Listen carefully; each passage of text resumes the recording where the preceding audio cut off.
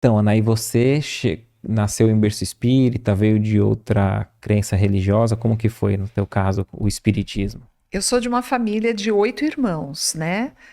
Eu venho de um casal, né? Meu pai e minha mãe eram católicos.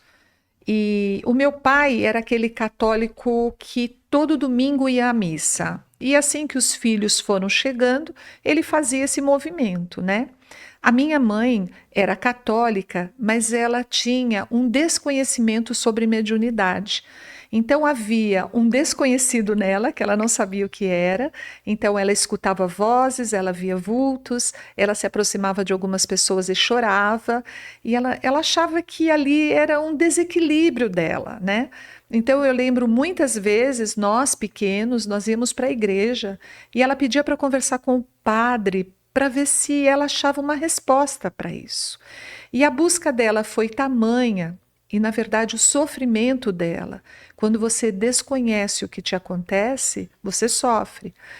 Até que uma amiga falou: Eu acho que você tem mediunidade. E a minha mãe disse assim: Mas o que é isso? Ela fala: É alguma coisa que você tem que fazer. Ela também não soube explicar direito. E ela levou a minha mãe para um espaço de Umbanda, né? Foi um centro espírita de Umbanda. E lá a senhora desse espaço nos atendeu e nos acolheu com muito carinho.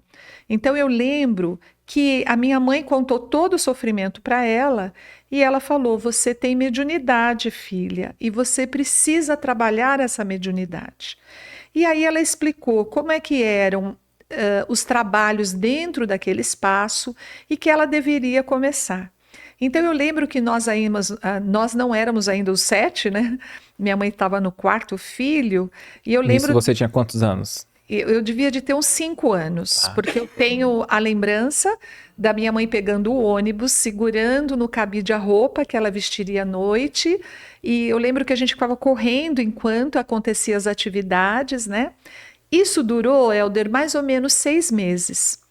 Depois de 6 meses, essa senhora, que era muito acolhedora, chamou a minha mãe e disse assim: Os espíritos mandaram informar que a sua missão e a missão dos seus filhos é na mesa branca. É minha mãe católica, ela falou: O que é mesa branca? É um centro que estuda o Kardec, kardecismo. Procure no seu bairro, sempre tem um centro de mesa branca perto nos bairros, né? E a minha mãe fez isso. A minha mãe era muito obediente em busca de parar de sofrer. E aí no nosso bairro ela encontrou um centro espírita kardecista e eu lembro da primeira vez que ela entrou com os filhos, e era evangelização espírita.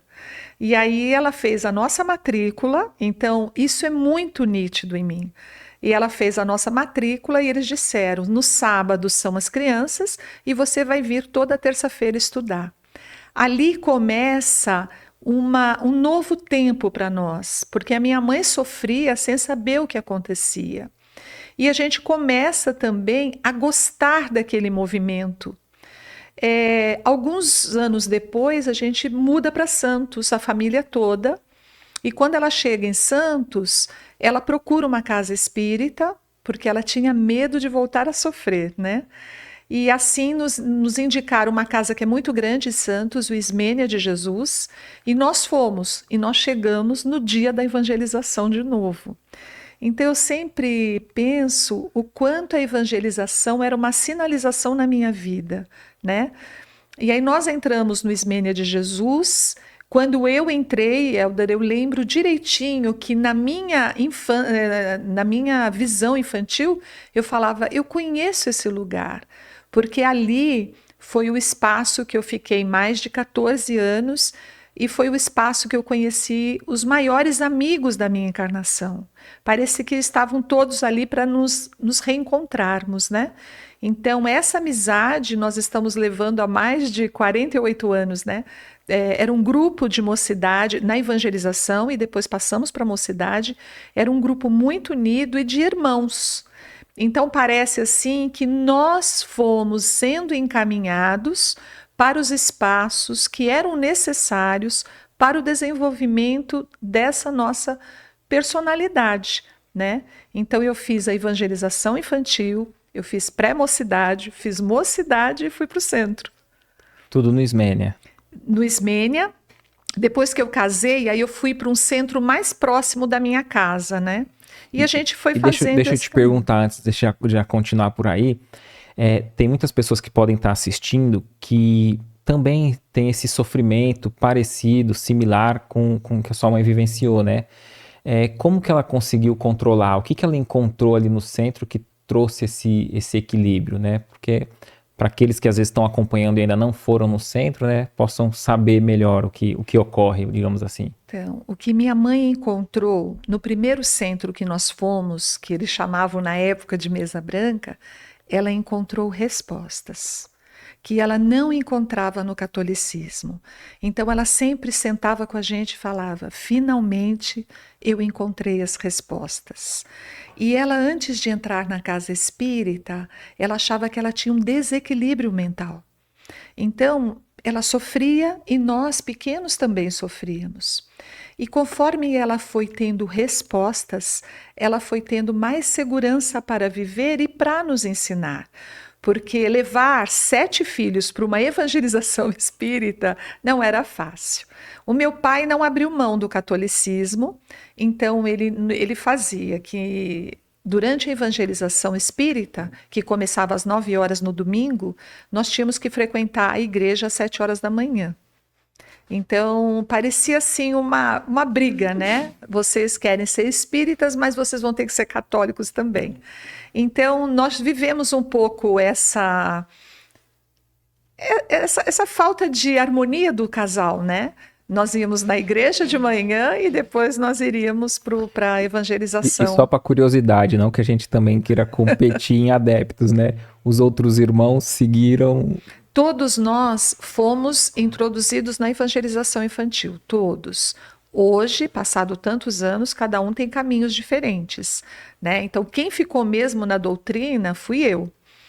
E então, quando lá naquele terreiro que falaram para minha mãe, né, a missão sua e dos seus filhos é dentro da doutrina kardecista, eu acho que eles estavam falando muito de mim também, né?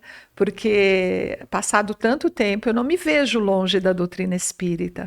Muito pelo contrário, né? Eu vejo que a doutrina espírita me acolhe todos os dias da minha vida.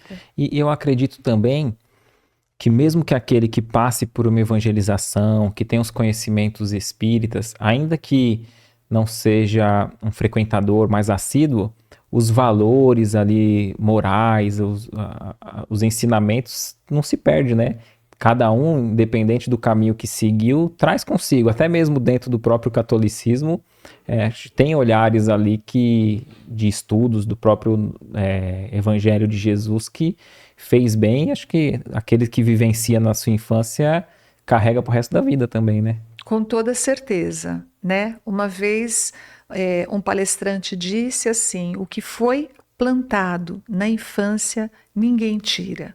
Então, você imagina uma mãe com 7 filhos tendo que fazer evangelho no lar. Então, eu lembro que nós víamos de tarefas da mocidade, cansados lá para umas 5 horas da tarde, e aí ela falava: tem evangelho. Aí eu lembro que todo mundo dormia durante o evangelho, e ela firme ali, porque foi através do espiritismo que ela se sentiu mais livre, mais segura e mais feliz. Então, o que eu tenho para dizer assim, o quanto é importante descobrirmos sobre os nossos sofrimentos e como nós podemos ser felizes, porque viemos para ser felizes nessa encarnação. Só que às vezes a felicidade, ela está sinalizando que precisamos despertar para alguma coisa. E foi o caminho da minha mãe, foi o caminho nós, né, dos irmãos.